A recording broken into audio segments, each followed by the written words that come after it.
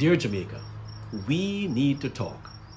For months, something extraordinary may have been happening inside Jamaica's government, and most of us never even noticed.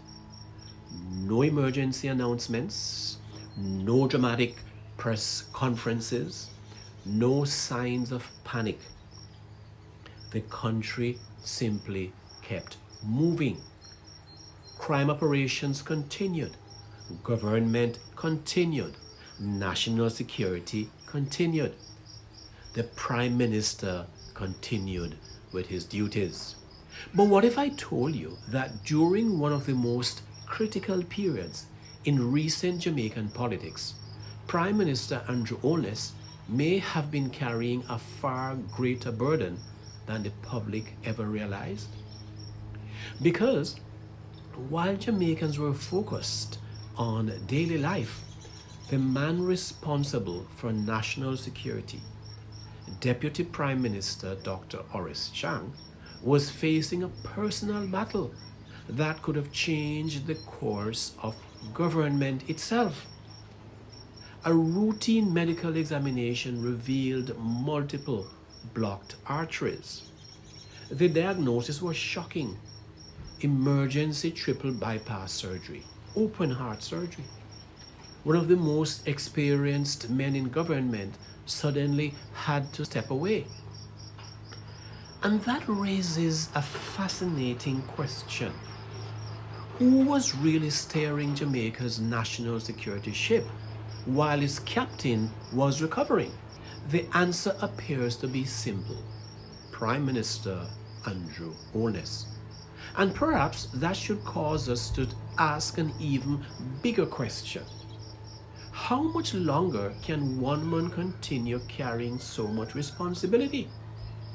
Because when you look closely, the Prime Minister is not only the Prime Minister.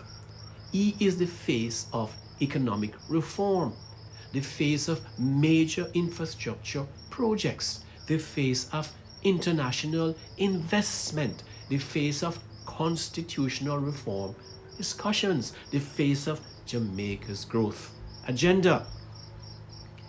And during the absence of his national security minister, he appears to have become the ultimate backstop for the country's most difficult portfolio.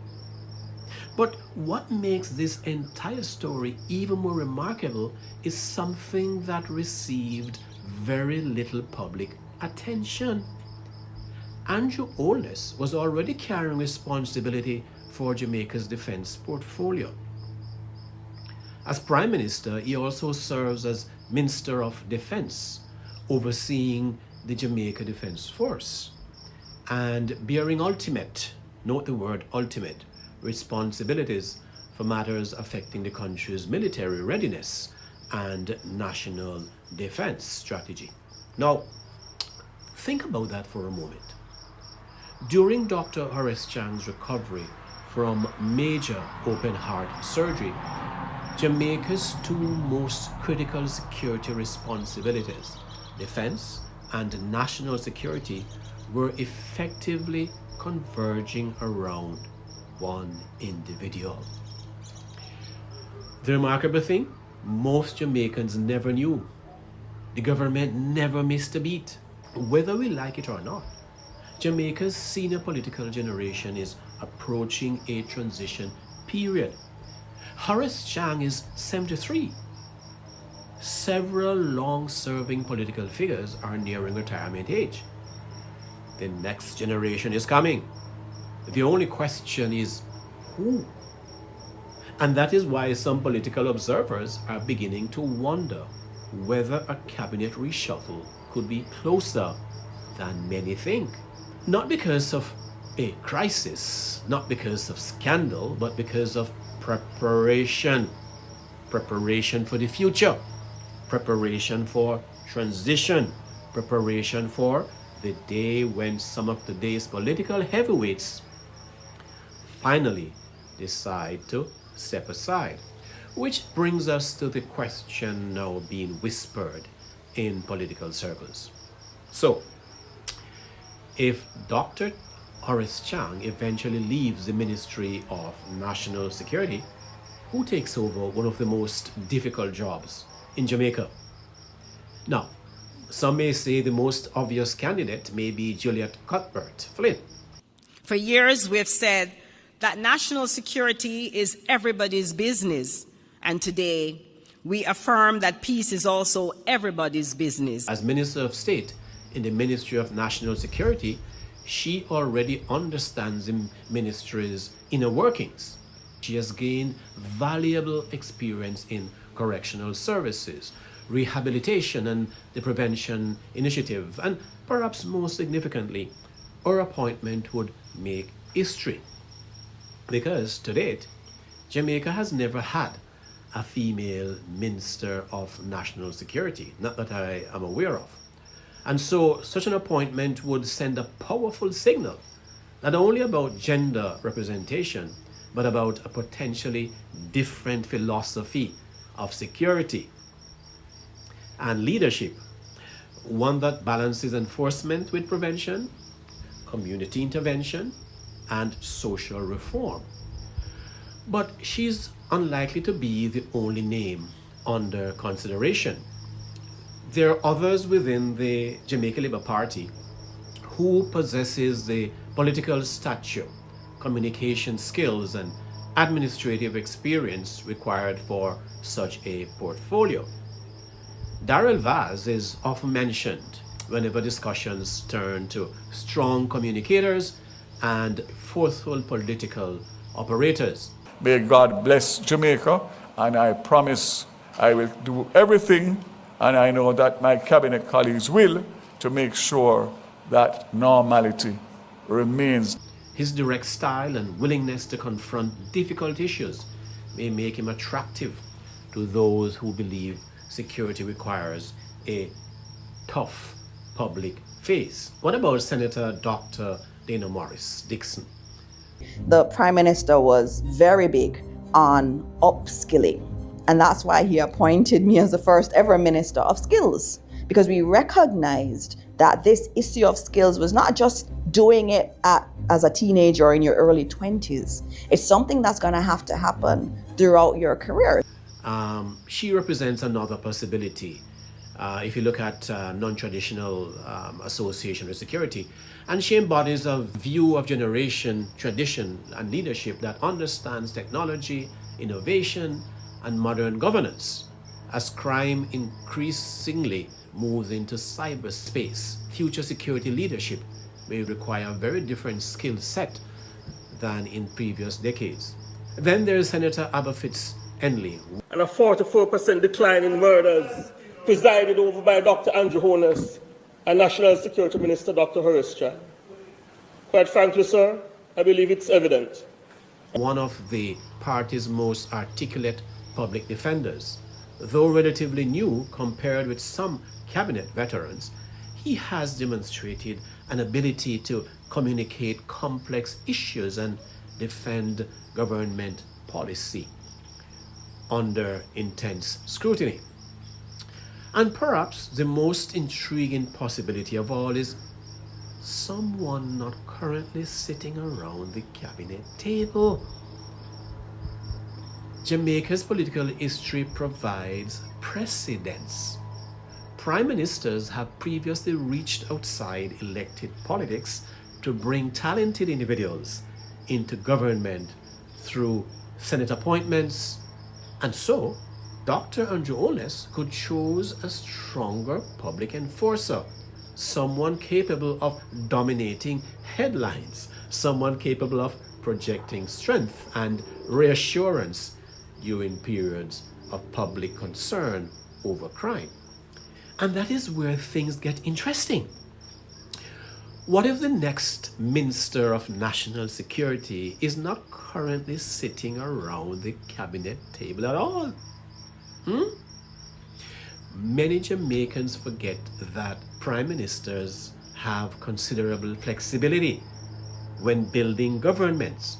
A prime minister can appoint senators, and senators can become ministers.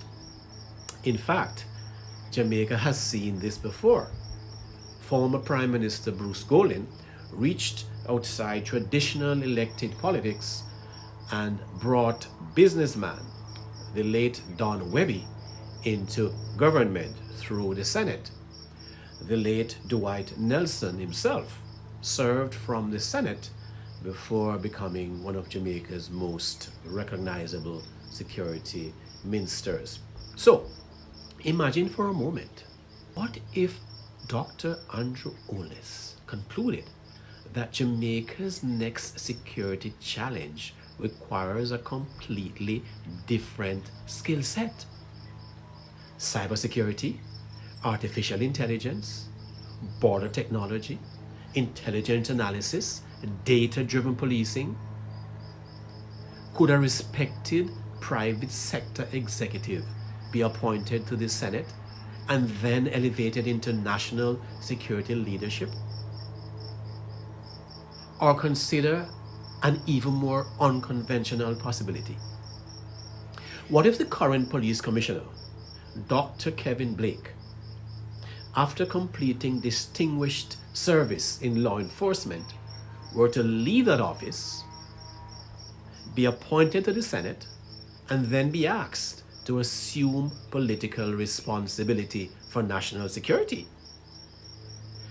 It may sound far-fetched, some may say, but Jamaica's constitution provides flexibility in how ministers are chosen, and history shows that prime ministers sometimes look beyond traditional political pathways when assembling their teams.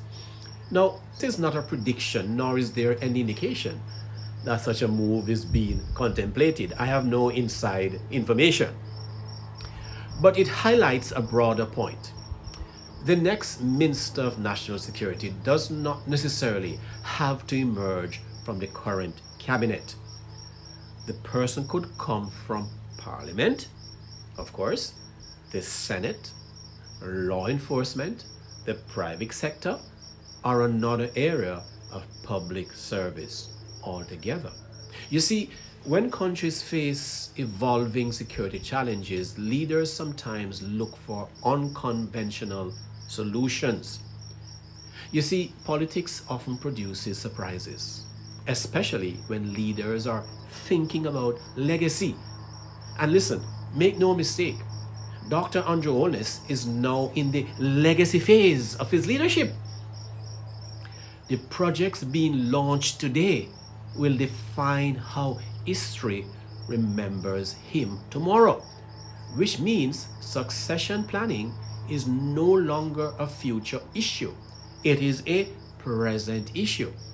Because one lesson from Dr. Horace Chang's health scare is impossible to ignore is that no matter how capable our leaders are, no matter how experienced they become, no matter how indispensable they appear, none of them can serve forever. And when the day eventually comes for Jamaica to choose a new guardian of national security, the decision may shape the country for a generation. The question is, who do you trust with that responsibility?